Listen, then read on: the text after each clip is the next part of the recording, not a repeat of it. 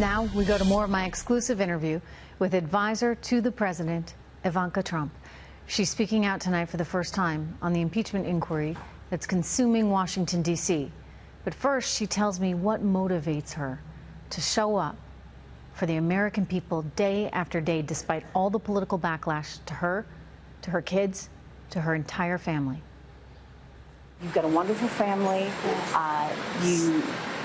You don't need to do this. And there's some sharp elbows out there, and they're pointed at you, your family, your father.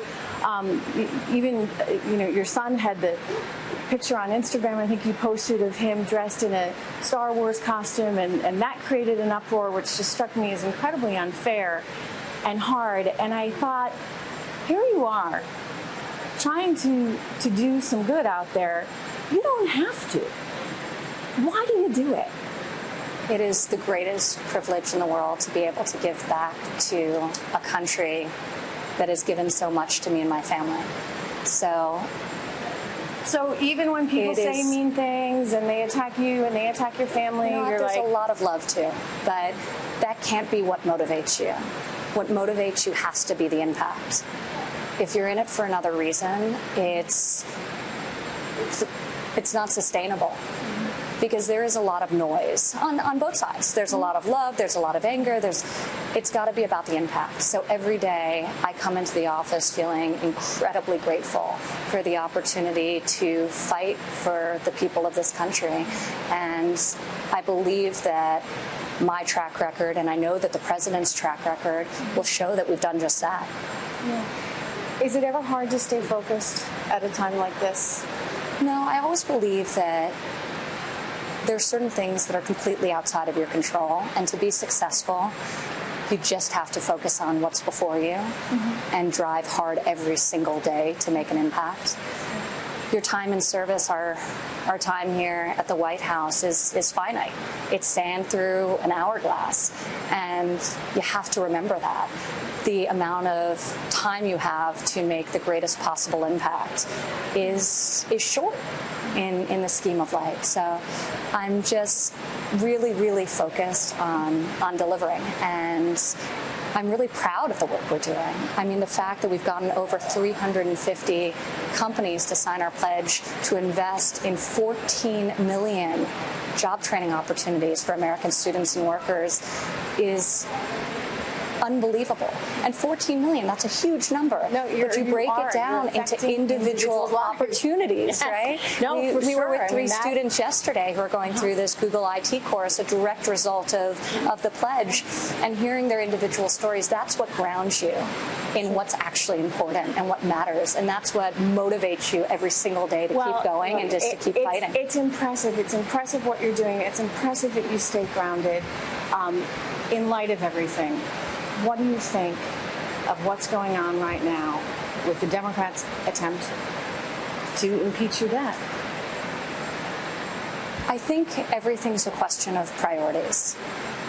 We have our priorities in the White House. We're fighting every day for the American worker. We're fighting every day to improve the quality of life for every single person in this country, and we're delivering in that fight and on that promise. That's our priority. USMCA, let's get it past Congress. Let's lean into these areas that people want us to be delivering on, and that there's opportunity for bipartisan wins in. So I'm focused. Is there opportunity for bipartisan wins? I mean, when you've got Adam Schiff doing what he's done, you've got Nancy Pelosi launching an impeachment inquiry before even taking a vote.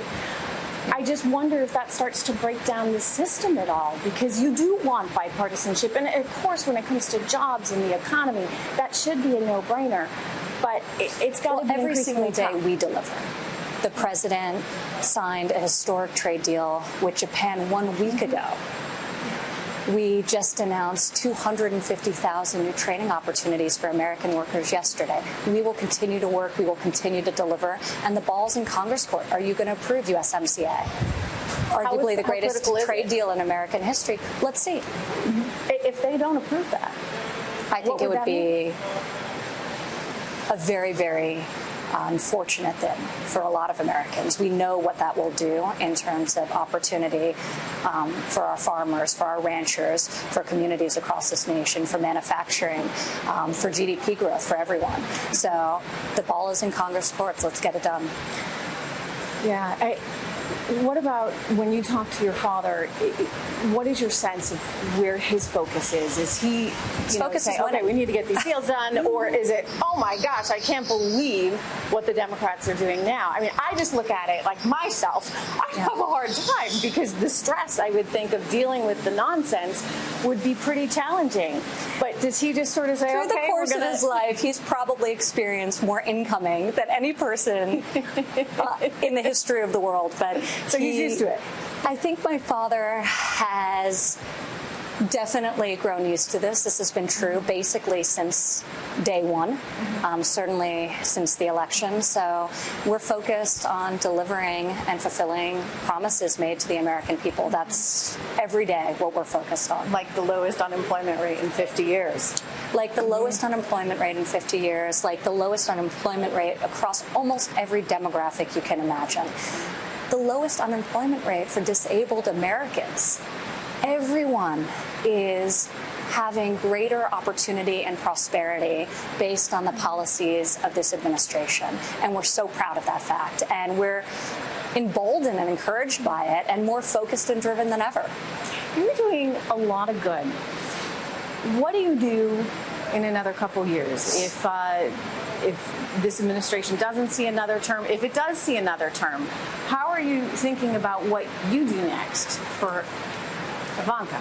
Well, I think my family drives me in all of my decisions. So it's so important to me that my children are happy, and they've made a real sacrifice. It's really hard to have two parents working in the West Wing.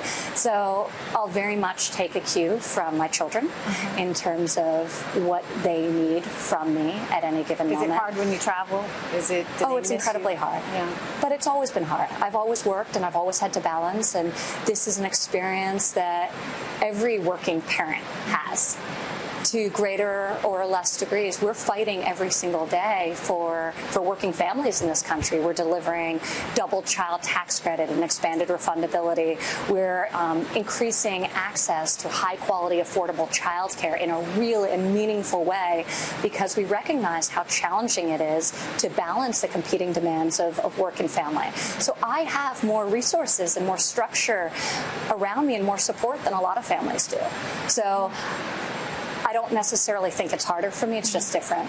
And I'm fighting every day for them and people less fortunate than me and with less resources than me. But I will very much take a cue from my kids as in terms of what's right for our family in any given moment. But to be honest, you found your calling though. That you're doing work that you're very passionate about.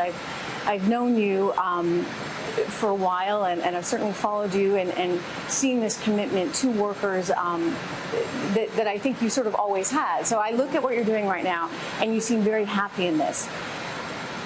Which brings me back to the elephant in the room on the impeachment front. I'm so happy, though. How could you not be? When I go out into the country and I hear from people whose lives are better, their families' lives are better, their communities are thriving, and it all relates back to the policies in just 2.5 years put in place by this administration. It's incredibly rewarding, but I was happy before. I had an amazing life in New York City. I had built big businesses. They were very successful. And I think for me, just the opportunity to do this and it's great, right? But at the same time, you've got a political system that is really trying to enforce some kind of takedown of the President of the United States, who happens to be your father, who happens to have your family name. Does he ever? I mean, I know if it were my father, I would just be angry, I'd be defensive. It would be hard for me to keep doing the work that you're doing. I admire you for that. But this is your family, and this is your family name. Do you ever say, I think it propels how did we get into this? I think it focuses all of us, and we just want to continue to fight and win for the American people, and nothing's going to distract us. There's too much at stake. So maybe it's a genetic thing. Trumps are fighters. Yeah, so it's motivating, you, right? We're going to keep going, and we're going to keep working as hard as we possibly can, and never falter in our commitment.